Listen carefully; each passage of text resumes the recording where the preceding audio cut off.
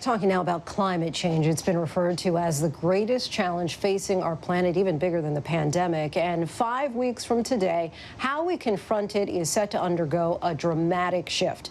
President-elect Joe Biden says that he'll make the reduction of greenhouse gas emissions a top national priority. But what's in his plan, and will it help or hurt jobs? And the bigger question, is it still possible to bend the climate curve at this point? Devin Dwyer has another installment of our series, America in Transition.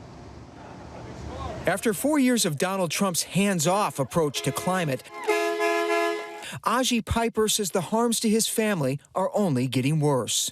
COVID-19 is a big problem for the country, the economic situation, but the climate really is right up there beyond any lip service given. We first met Piper when he came to Congress in 2019 to demand action on climate change. If I wait until I'm out of high school, at that point, it's going to be too late. He's one of nearly 24 young climate activists who've been suing the federal government, alleging it's contributing to a climate crisis and putting lives at risk. My mom has some pretty serious lung issues, and so wildfire smoke and the increased wildfire seasons just puts her health at risk and jeopardy. 2020 was the worst fire season the West has ever seen. More than 5 million acres burned. While in the Atlantic, it was a record-breaking 30 named storms. Mother Nature taking an increasingly destructive toll, thanks in part, scientists say, to rising global temperatures. This year is one of the hottest years on record. Michael Mann is a climatologist and author of the new book, The New Climate War. 4 years of damage, tremendous damage that's been done here domestically in the United States when it comes to climate action. But it's not too late now to take the actions necessary to keep warming below truly catastrophic levels. U.S. carbon emissions, which contribute to global warming, have been on the decline, last year reaching the lowest level since 1992. This year, they'll dip even lower thanks to reduced economic activity during the pandemic. Our regulations are meaningful. We're seeing reductions in greenhouse gases. And, should we go further? We're going to the extent that the law allows us to go at the agency. Outgoing EPA Administrator Andrew Wheeler says the country is polluting less, even as he rolled back dozens of environmental regulations, including fuel efficiency standards for cars and trucks. Administrator Wheeler is right that in 2020, U.S. greenhouse gas emissions will be substantially lower than they were in 2019. But that's not because of progress that the Trump administration has made in reducing emissions. That's because we had the largest economic recession in a generation. So that's not exactly a cause for celebration. You do acknowledge that climate change is a problem. It's just a matter of priority. Well, we are certainly doing a lot here in the United States, but a lot of the problem on the greenhouse gases is that it's a worldwide issue. We have problems with China in particular, and the emissions coming from China and other countries. China is the world's biggest polluter, but the U.S. is number 2. And experts say the rate of decline in U.S. carbon emissions has slowed dramatically and remains well below what's needed to stave off catastrophic climate impacts. And let's be clear. We need to bring carbon emissions down to net zero within a couple decades, and we need to bring them halfway there within the next decade. That requires massive action on our part and on the part of every other country in the world. President Trump rolled back major carbon controls, including rules on power plant emissions and methane leaks from oil and gas wells. The 5 biggest rule changes combined could add 1.8 billion metric tons of greenhouse gases by 2035 if they're not reversed.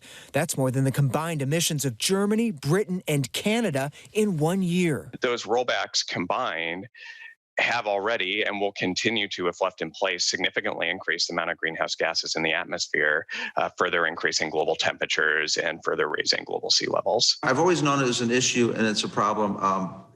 Taking a look at, for example, some of the modeling, I still think there's some real serious concerns on the modeling on what the impacts would be and when they might occur.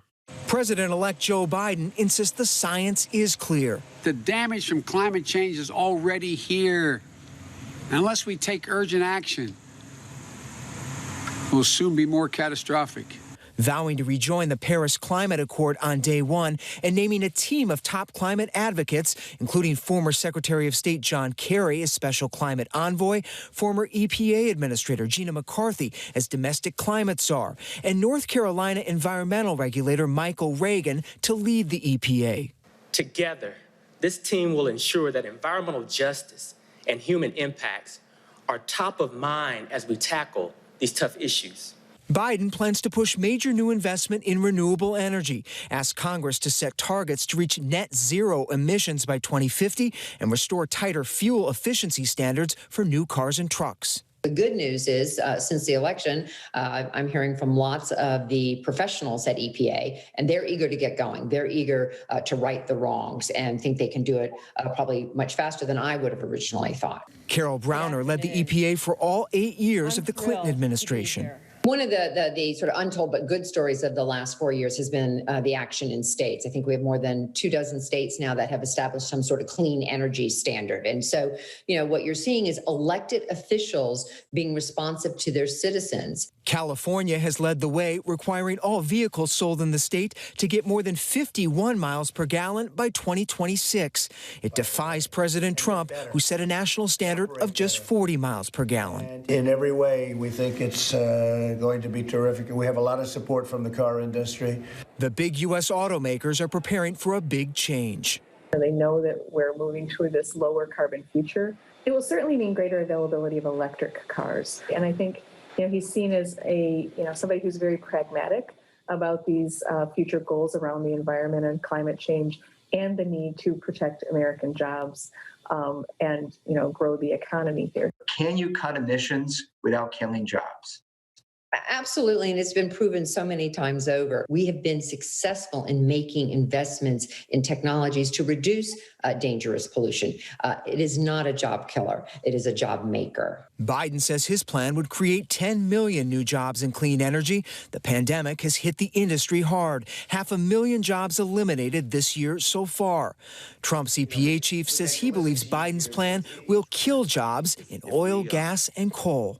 If we, through government actions to address climate change, force those jobs to close, those jobs are still going to occur. They're going to happen. They're just going to happen in China or India or other countries instead of here. One open question is how aggressive Biden will be. That's green. You want to rebuild every building. Not my plan. A debate brewing among Democrats as young activists like Aji Piper promise to keep the pressure on.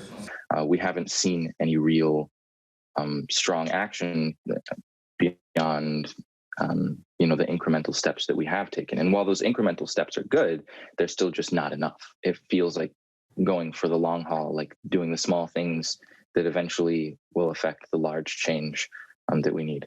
For ABC News Live, I'm Devin Dwyer in Washington. And our thanks to Devin. Hi, everyone. George Stephanopoulos here. Thanks for checking out the ABC News YouTube channel. If you'd like to get more videos, show highlights, and watch live event coverage, click on the right over here to subscribe to our channel. And don't forget to download the ABC News app for breaking news alerts. Thanks for watching.